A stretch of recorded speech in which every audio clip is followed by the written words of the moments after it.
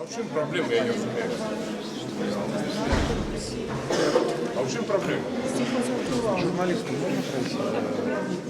Все по очереди. мужчины. Так он же вон стоит. Не выпускайте. Там сейчас... Пройдите через рамку. Так а можно пройти на Справобелярский?